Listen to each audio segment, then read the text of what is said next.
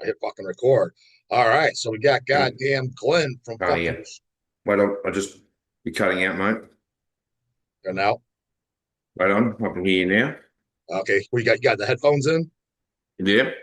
Yeah, fucking I got Glenn here from Destructor, the goddamn Destructor from Australia with a fucking K.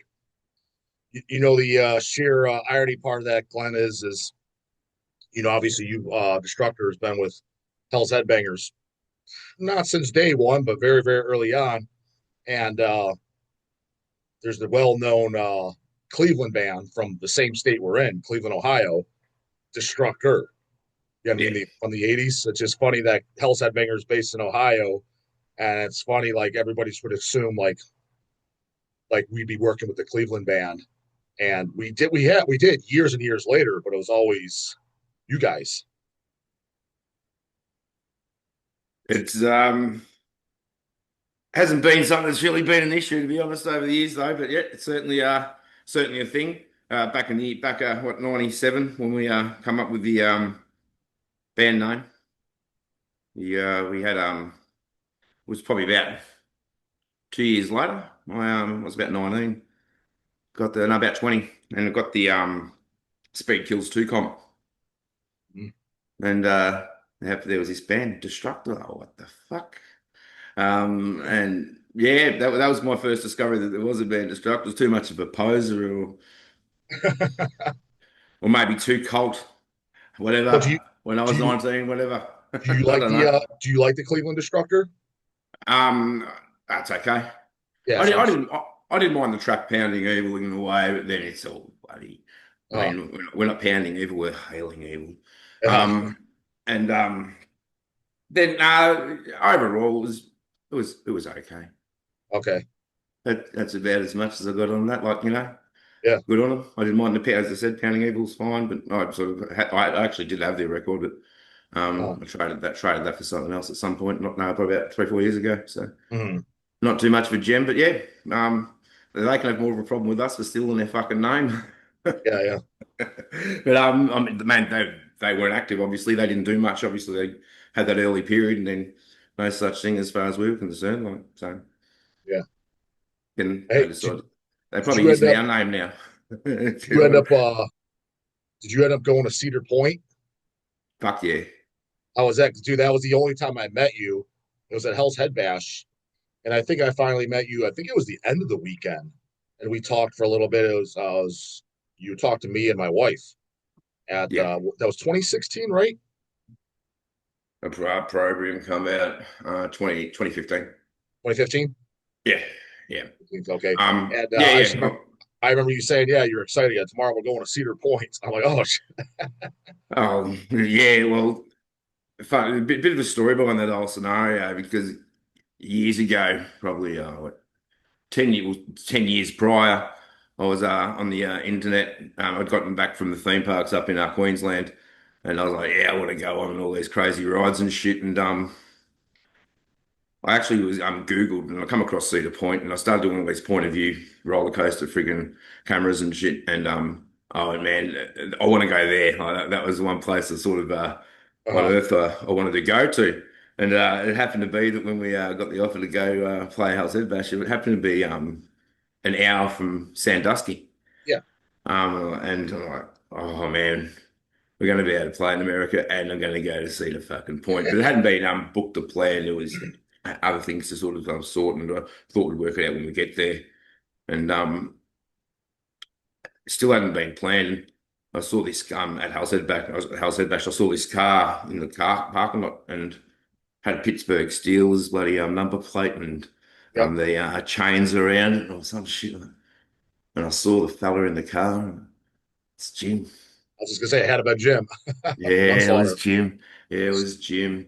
So yeah, we got chatting and I told him, I mentioned that I wanted to go to Cedar Point and next day come up to me at the Hell's Head Bash Fest the next day and man, you're going to Cedar Point. I'm just like, what? Like I sort of out of nowhere, he's just the next day, bang. He'd organised this fella, Steve Stanley or Steve Eggs, Yes, Steve he did. Yeah, Pizza. Yep, yep. Steve Eggs. Yeah, yeah, yeah. So Man, I could go on about this shit. I don't know how long. If you've got 1 hour, 2 hours, 3 hours. But anyway, he said Steve loves the joint. He's going to take us there. Jim picked us up, dropped us off at his Steve's joint. We're bloody smoking the bloody pipe. He's got terrorizer going in the car, man, and Uh, bloody. I just see this fucking. So yeah, we done what you do at Cedar Point. I went insane. Brad decided it wasn't for him, and Jared joined me for nearly all the fun there. And yeah, went back. Jim picked me up from Steve Egg's house. Um, took me back to the motel, man, and I could talk about Jim for a bit longer too. But it was he died not long after that festival, man, like a few days after, basically. So it was all that, man. It was just a capsule of time, and that sort of that week going to America, the fest, Jim, Cedar Point, Rock and Roll Hall of Fame Museum. Um, yeah, man, it was just yeah, killer. did you get sick at all on any of the rides? No, no. Did you I guys? fucking I Do you, went do you guys? fuck a Do you lot. guys have? Do you guys have amusement parks that are even close to that in Australia? Because like supposedly we just take it for granted because that's been in my backyard for just all my life. You just known about it, and they say I think it's one of the top amusement parks in the country. And I just always like, oh, really? I just figure it's a small one. I figure there's got to be bigger ones in California or whatever. Supposedly it's one of the top ones. So what about Australia? Do they have anything that even compares? Nothing of that magnitude. No. It'd be fair to say not even half the size. Like, Okay. I mean, Cedar Point had 15 freaking roller coasters, man. Like, we go to one, we've got two roller coasters, and it's like, oh, that's pretty Oh, shit. sick. Yeah. So, I mean, when I say twice the size, maybe land space Yeah, yeah. twice the size, but they jammed this in there, and a couple of good roller coasters. I think a movie world might have three, three model Yeah. couple. So, and they're up north. So there's a little bit closer by, but not too much. But up north in Queensland, that's sort of where there's three or four theme parks there, and that's about it, man. Like it's almost concentrated this area, and then a scattering elsewhere. So no, not really a big thing here, but fun to be had when you can, I guess, if you're into that shit. Yeah, yeah. Well, so hey, dude, I was kind of curious. It's gonna sound weird asking these questions probably to fans because it's gonna be asking like questions that should be obvious. I should know the answers to. It's almost like asking questions about my own company. But for the people, especially the newer fans, or the people that just been a fans of Hell's Headbangers or Destructor for the last few years, some of them don't realize. I'm sure. Granted, I've said it on the channel. I think you guys were our third release ever. The very first was Jim's band Spawn of Satan. That was a split CD with the band Bloodsick, and that was our first. And I'm almost positive our second was a CD uh, uh, Filipino black metal band Core split with Abigail from Japan. And then I'm pretty sure Destructor Nuclear Storm mini CD, the EP on CD, was our third release ever. So at those times, I mean, Chase does majority of the talking to all the bands to dates. Ever since the channel, it seems like I've done a little bit more talking, setting shit up. Maybe just because I talked about it on the channel, I really like it and like to put it out, so they contact me. But back then, I didn't talk to any of the bands. So that was Chase's department. He emailed everybody and talked to them, and I was the guy that did a lot of the background work. So my question is, I never even asked. I don't even remember. I'm sure it got brought up because before we signed you, I didn't know who Destructor was. Granted, you guys were a new band. All you had was the demo and the Brutal Desecration 7-inch before Nuclear Storm, right? That's all that existed prior to that. Yeah, Yeah, the yeah, only two really. demo. Yeah. So That was it. how did we get in? What made you want Hell's Headbangers? Did you contact us or did Chase contact you? I don't really remember how it all went down. Because this is what was that? 2003? We put that out? Yeah. Four, maybe something like that. Yeah. We recorded around 2002, 2003, and it was sort of come out. It was a bit of delay and stuff. And apologies, man. I'm being realised you could stuff around this background instead of having a white wall. And Hey, it's better than it's about as cool as my I background.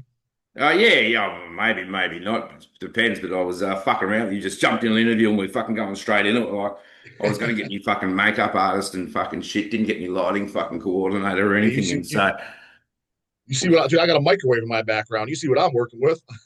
yeah. Well, if you're hungry, you'll be right. Then I guess, man, I ain't got access to that shit. But nuclear storm's just over there. We'll be right. Friggin' now your nuclear storm. Well, back when we recorded that, it was possibly doing through Agonia Records and Okay. Soul Cellar Records. Okay, they Uh, were sort of gonna do that, and then Jerome left, and my contacts with them was sort of not the same, and I went off on my own whim, and I received done a bit of mail with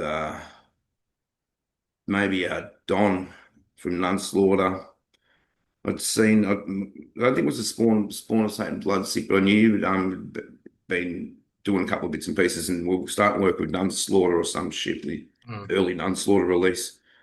And I thought they were bloody actually getting in contact with you guys, and it was just basically based on a bit of the history with Nunslaughter and and I don't know, it must have been, I mean, and maybe Kaz from Crucifier. There were a couple of people I was in contact with. And some connections there with Nunslaughter through obviously the split with them, and I got the split from them. I got the split from you. New Year's were doing some stuff, and just contacted basically, just said, hey, here's our release, and Chase got back and pretty much snapped that up, and he's helped set us up, and we helped set you up. yeah, yeah, yeah. It was fucking it went well early, man. What can we say? Like, Yeah, you've been with us ever since. Like we've done everything. yeah, everything. I mean, we done the compilation CD on the side, um, just to work with an old mate locally, just to put you when he approaches, just to do some old stuff, which is all cool. But as far as everything else from there, yeah, it's all been hells. So you're looking at the look at Nuclear Storm, the split with Bestial Mockery, the split with Thronium, Nailed, Indomitable, and the program. Yeah. Yeah. Now, what was he? I remember when Nailed came out, and I heard it, and I was disappointed because I mean I liked the songs, but the sound is really low. And I said to Chase, I'm like, why the fuck is this so low? He's like, oh, that's what Glenn wanted. I'm like, why would he want the sound low? Oh, what was the reasoning behind that? Because you didn't continue on Uh, that with the next two albums, the Opium and the Dominable, that you obviously went back to a normal tone. yeah, well, it was recorded the same, just it was mastered a bit low. Yeah, but I mean, like, Yeah, it wasn't Chase deliberate. said that was intentional. Was that? Wasn't. Oh no, that wasn't deliberate. Oh, okay. There's no man. We make it fucking louder. Fuck. Um, we made we mastered it as soon as we finished it. We mastered it there on a spot. We probably wasn't enough due diligence with that more than anything. And it got through. So fortunately, it doesn't change the sound. As far as you turn it up a bit louder, she's Yeah, fine. it just got turned. Yeah, But yeah, it did. It was a little bit annoying, but fortunately, the vinyl was spot on. So yeah. Okay. and It and wasn't the intentional. and Nailed is getting reissued soon on CD at the Mhm. same volume as every other normal CD should be. So Uh, well, you're the aware of that, aren't yeah, well, that the brutal desecration we're doing. you? And Nailed CD. Yeah, but I mean, like but it's coming out. We're doing it at the same time. I haven't got an exact. I haven't got an Oh, okay, exact okay. on that. I haven't Yeah, got an yeah. exact. I just know that they're all I mentioned. getting to that point. I mean, I mentioned it to Chase a while ago too. I was like, we probably even like Nuclear Storm. I was like, we probably should repress that. That thing's been gone for 20 fucking years. Yeah, we can look at well, we've done the demo. We've done the demo and obviously a couple of tracks and bits and pieces on the compilation CD. And Mhm. now we're just sort of backtracking through sort of some bits and pieces. Brutal Desecrations are the first one in the process. Nail needs a job done, but not Nuclear Storm, unless it was going to get remixed, there's not as much need. I mean, Nailed Yeah, did it has not been available for ages, and the master on it, there's yeah. a valid reason to do that. Same reason we've done the comp, like they're all the comp was just stuff that's been recorded in the studio that was never put onto CD. So it's Mhm. sort of that's the only stuff you put on CD. There was a purpose for it, otherwise I would have done something like that quite a while ago. But trying to have a little bit of reason behind the rhyme. Mhm. And Nuclear Storm, what there's, I mean, the records, if you really want to find it, it's out there in the jungle. Yeah, yeah. You can always There was like Discogs there, today. there was like even back then there was extra copies of Nuclear Storm printed. Like there was pressing errors, so there's an extra 200 or 300 copies. It was meant to be, I don't know, 1,000, but you know, like five, Okay. 1,500 or some shit. And then the CD there was Plenty of them around too. I think 3,000 of them sort of got out there. And we're not a super high demand band. We're just that sort of you know in mid range, I guess, in that regard. So we'll see what happens with that. I mean, Nuclear Storm, I'd rather sharpen up the sound on it than it doesn't need remastering. It was all fine. So, but we'll Yeah. see what happens with a program. See what happens with I was actually listening to some old rehearsals. I moved house and going through a whole heap of shit, and I found whole rehearsals and all this heap of stuff that there's all bits and pieces we can look at for something different, unique and interesting. Nick's pretty easily available. So How would you, to fans watching now, what would you describe your guys' music as? Because when I talked about you, I think when I flashed the album and I showed the LP on, and I just called it like, death metal or black and death metal, somebody said in the comments, dude, you do realize they're considered a war metal band. I'm like, they are? I was like, all right. I mean, maybe, all right. So how do you do? Hell, on the back of the shirt, it just says fucking, what is it? Storming brutal death metal, desecrating death metal on the back of the brutal desecration. It says death metal on the back of that. Um, oh what do you define it then as? Do you just define you guys as a war metal band then, or no, it's pretty hard to sort of pigeonhole. I guess when we sort of mash a couple of bits and pieces together, or more to the point, don't predominantly focus on being death metal, black metal, and this sort of stuff. I just say extreme metal. yeah, yeah, yeah, That's a more encompassing thing. It sort of takes the extreme metal realms. But that's once again open to perception. Is extreme metal friggin' grindcore? Is it friggin' fucking blasting black metal? Like what yeah. is it? But I mean, even with the reviews and stuff, people still putting. I mean, I see people mentioning thrash. German bands like Creator and Sodom and Destruction, Not and sounds nothing like that. yeah, I don't really get those realms, but different people see different things in music, as you'll know. Otherwise, man, some shit wouldn't be popular. Um, yeah, well, most shit wouldn't be. Now, as far as I think primarily death metal, Yeah, so I would think, but yeah, there's no doubt in black metal. I mean, if yeah. some stuff on a program has got a bit more of a black metal sort of Well, feel it's to funny it, if you listen to like you know, in my opinion, if you listen to Brutal Desecration 7 inch, that's war more metal. death. That's more that has more death metal than like for example the Nuclear Storm has more black metal in it than the Brutal Desecration does. Not saying it's Yeah, pure black metal, but you can hear more black metal element in uh, Nuclear Storm for sure over Brutal Desecration. At least I can. yeah. Well, a little bit more thrash, a little bit Mm-hmm. more black, and Dro was pretty heavily involved Mm-hmm. putting sort of that sort of stuff together. Brutal Desecration would be the closest to a war metal thing I have, I reckon. Okay. Like early on, like that's there's a bit more blasphemy worship and shit going on like that. Mm-hmm. Um, so but that's just that blending of the brutal heaviest shit of black metal with the rougher, raw, and nastier side of death metal. But yeah, we've never had to work within a particular realm, but we also know that fucking circle that we shouldn't be fucking breaking those boundaries from. You know what I mean? So Yeah. um, you know, still You don't want to be thrown in any female vocals or anything like that.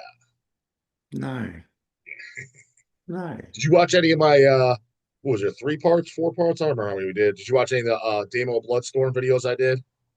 I have watched one just to see if I was in for anything particularly tricky to navigate with you. I don't watch much of that stuff, man. Yeah, dude, I'm the same. I'm like, I do the channel, but people ask me about stuff going on, like maybe another YouTuber said. I was like, dude, I'll be honest with you. I don't watch anything on YouTube metal related at all. Because the part of the reason is like I don't feel the need to. Like I was like, I'm around it 24/7 and I don't care what anybody else's opinion is. I was like, I just want to listen to it myself and make up my own mind. Just like even as a kid growing up, I never read zines or anything like that. I was like, I don't care what another man's opinion is. I was like, I want to listen to it and make it. I don't want to already an influenced opinion on me before I make up my own mind, you know? And I'm so set in my ways. I was like, I don't really give a shit. I mean, the only thing I'll watch metal related is that there's somebody I'm a fan of. Let's say it was King Diamond or something. Maybe there's an interview with them. I'll watch that. But I mean, I'm not subscribed to a single YouTube channel. So like yourself saying like like let's say you don't watch my channel or something, to me, I'm like, yeah, that's the most logical answer. I'm like, why would he? I was like, I don't blame him. In fact, when people tell me they do, especially if it's like guys in bands and shit, it's cool, it's flattering, but I find it, I'm like, really? Why would you watch? Like, why would you even care? Yeah. It's sort of I had a comment with one of the local fellas in one of the bands. He contacted Ethan. He sent me a couple of little clips just when we've been mentioned in the mentioned in your stuff and shit. And I thought he mentioned it would be cool to do an interview and stuff with you. And so I was more familiar with just those couple of clips he sent you. Mhm. One of them, there was just something about, the album, you'd had the album in the background and you were, a bit of a plug and stuff. But the other one, um, it's in regards to, sorry, just lost my train of thought that, with that video, it said, it had you mentioning something about you should interview, Glenn from Destructor and shit like this, or something about me, bits and pieces. And it was, I thought, well, I told Chase about that. Some other fellow wanted to contact me about it and stuff. But my only familiarity was what he sent me with you and with Damon is the other thing I've watched. So Okay. if it hadn't been sent to me and then I didn't know Damon was doing it, I was coming up. Well, I might not have even seen any of it, mate. But Yeah. I'll instead of watching YouTube, I'll put on a record. Right. You know, like Right. Right. I'll play some. Probably go from that record to that record. So you do listen to classic stuff. You don't just listen to the war metal, blast, and extreme metal. Nah, no, I'm a little bit more, probably a little bit more diverse than you'd expect with what I get into. I mean, I did pull out, I was going to just pull out a few records just in case there was a chance to slot in a couple, just a few favorites. I did put in a couple of classic war metals in there, Uh, but no, man, you know, I listen to Judas Priest. One of my favorite bands is Kiss. Judas mhm. Priest. I love Metallica when I was growing up, but I don't listen to a lot of Metallica. But can't go past Ride the Lightning, What, Master Puppets and shit. what's the last thing by Metallica you like? What's the last album? Well, I still like Black Album because I was 13 when that came out, 12, 13 when it came out, and I know every riff and that was good fun jam with the boys, but it's not a scratch on Master of Puppets, which, when I was 12, 13, I knew that Black Album wasn't a Master of Puppets, but it was a bit easy to play guitar and, a few of my friends were into it. So it had its impact still, Yeah, regardless. sure. And the good songwriters and the production, and that's great and stuff. And there's still some, I still enjoy listening to it now, but not that I do listen to it now, but if it's on, yeah, killer. But it's not scratching Master Puppets. I heard Master Puppets when I was 10 or 11. So I'd already sort of half set my path, but I was, much less cult when I was 12. Hey, and it's like, oh yeah, Metallica, yeah, cool. So Black Album, I still don't mind the Black Album, and Justice is still cool. It meanders and fucking craps on a bit, but Master Puppets is just that sweet spot. I reckon, man. What about Speaking about you? speaking about the old, actually, the last thing I like too is the Black Album. Again, I know it's a commercial Oh, metal. poses, man. The fucking Yeah, poses. but I mean, like, because I remember when the Load album came out. I was a kid. That was in '96, and me and my brothers heard like this is fucking terrible. We were kids and we knew this. Like, this is horrible. The Load record. That to me is unlistenable, and I've never listened to anything ever since. Like, occasionally when people bring up Metallica, and this is before me doing the channel, but even while doing the channel, I'm like, what? I was like, unless you're talking about the early shit, the demos and the early good albums, I'm like, why are you even referencing that band? I was like, I've never listened to anything after Load. Like, they're like, what did you think of the last one? I'm like, why would you listen to it? I was like, I just assumed it sucked. I was like, I didn't even bother to check it out. I was like, it can't be good. Oh, ignorance is bliss sometimes, mate. Ignorance is bliss. I'm sure they're still capable of pulling out a few good riffs, but I'll put my energy towards maybe that instead. Right. So do you like Turbo by Priest? Um, like all priests, it's not the best priest. It still has its moments, hey. Oh, okay. Um, I mean, yeah, comparatively, no, but funnily enough, I've sort of moved house a little while ago, and I've got a limited part of my record collection, and my bro, he's loves Priest, so we've been smashing Priest like nothing. But I'm sort of bypassed a lot of the '80s stuff.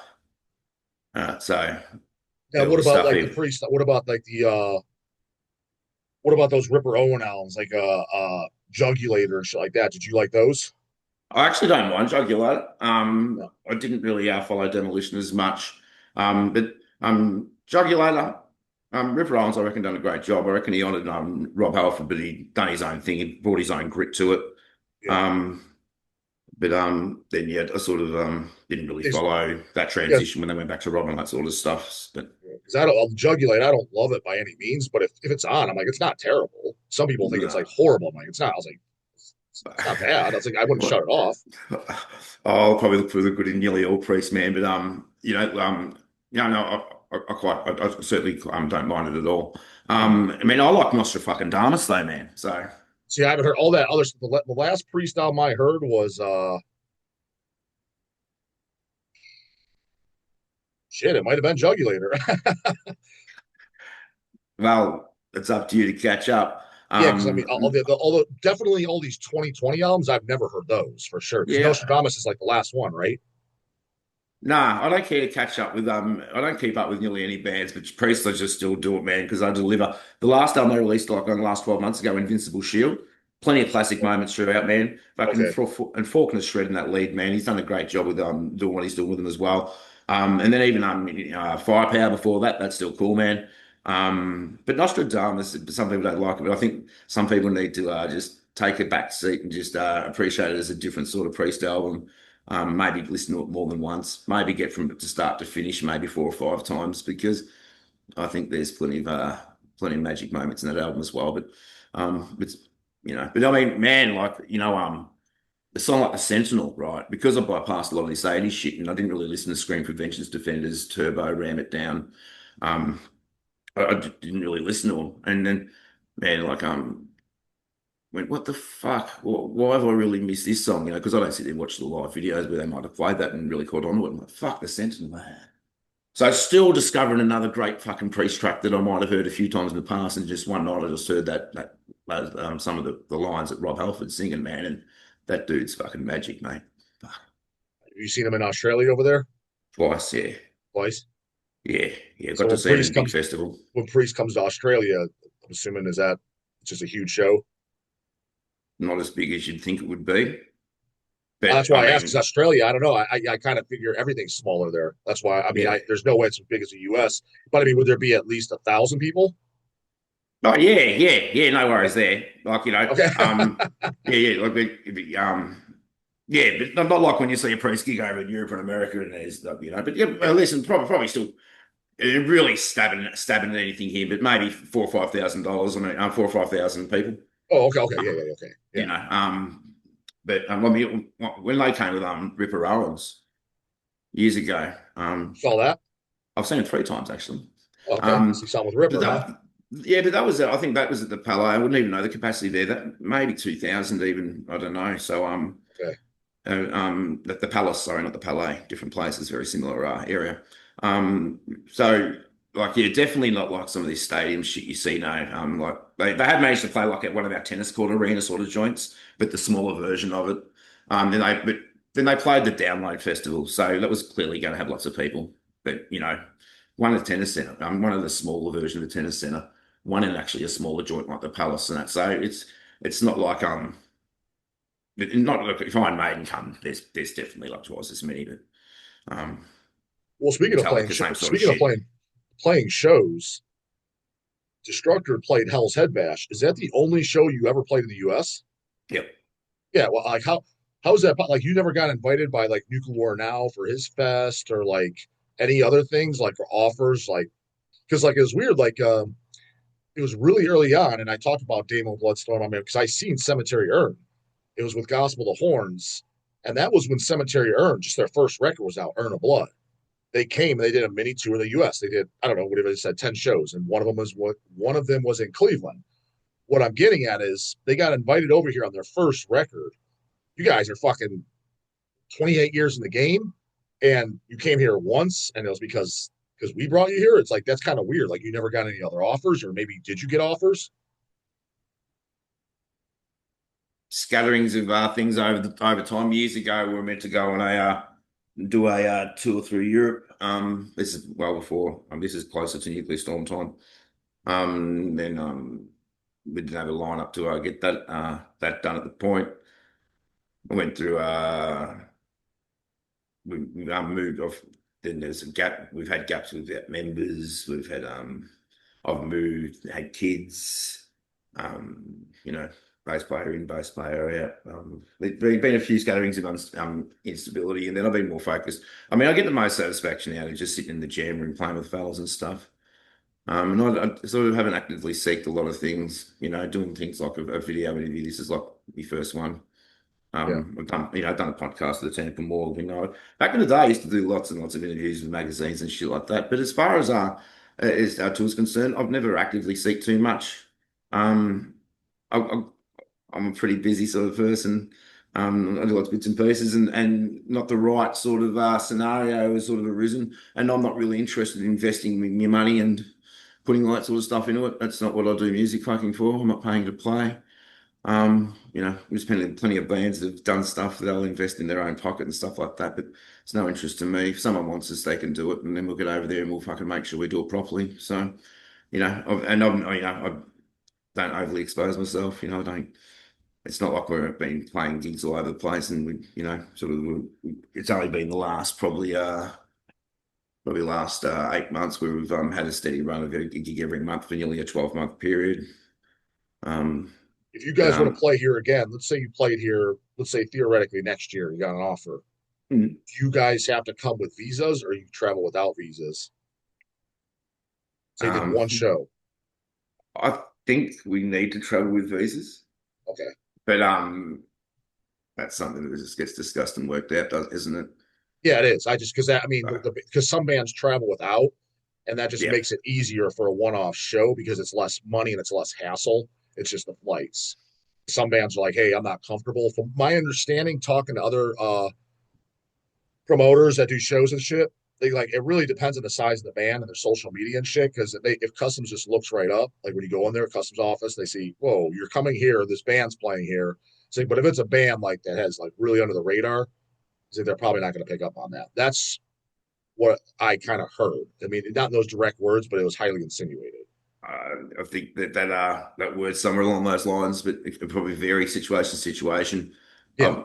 You know, if you're going there to play a gig and make money, then they won't let you in. So No, no, of course. And that you what the take you annoying take part it, is, you take the risk or you don't take the risk, I guess. If you well, walk, if you want to, what's annoying about it is like a band like Destructor, like I'm sure you would know. Let's say you did a one-off show, like you did Hell's Head Bash.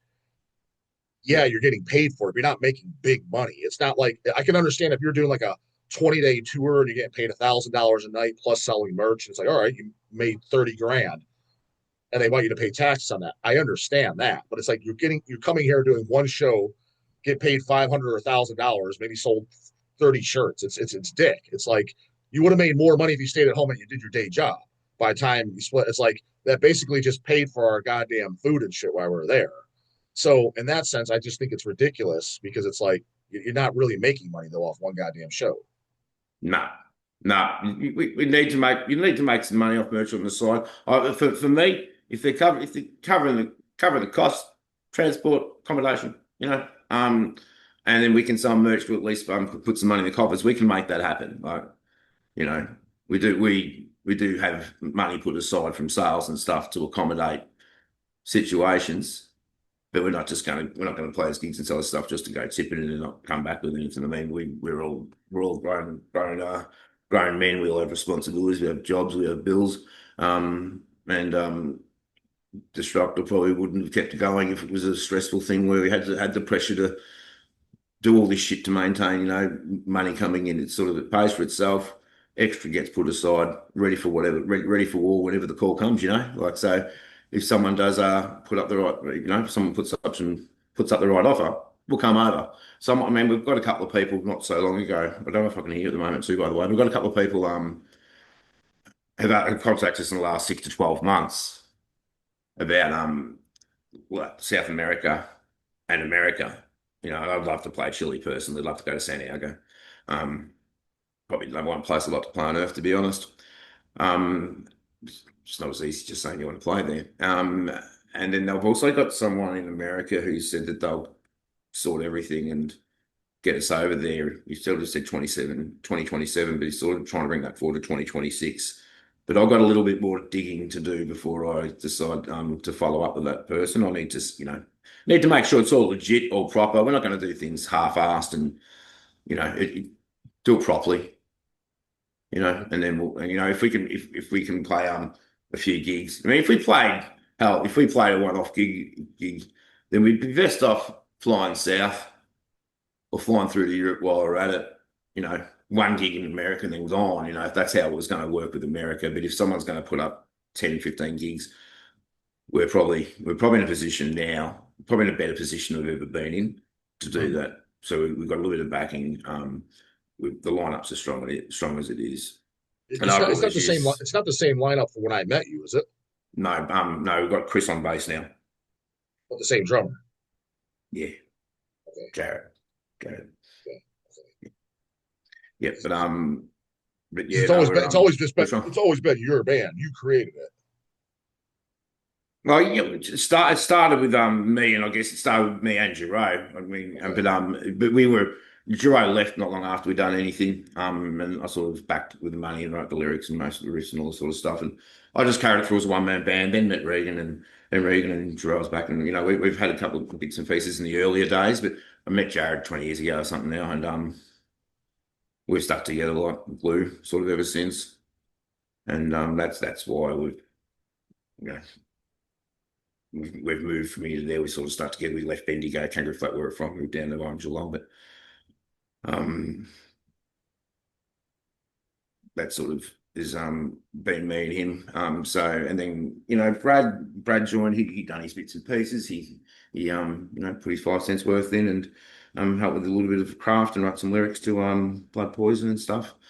And now Chris is in. So I mean, I've done the mail, I've done nearly all the interviews, I've written most riffs and stuff. But without Jared and Chris, there's no fucking Destructor playing gigs. There's no Destructor recording and writing album to without them, and Dom wouldn't be what it is. Yeah, sure. It just wouldn't be what it fucking is. I mean, I can come up with fucking ideas and put riffs together, but Jared just accents, beats, ideas, changes the beat, changes how I'm thinking about things. Let's do this. And Chris, then how about we do this? How about we do that? And even the studio, Chris is pushing me to push my vocals harder and you just do that bit longer and and he's sort of like a second engineer as well.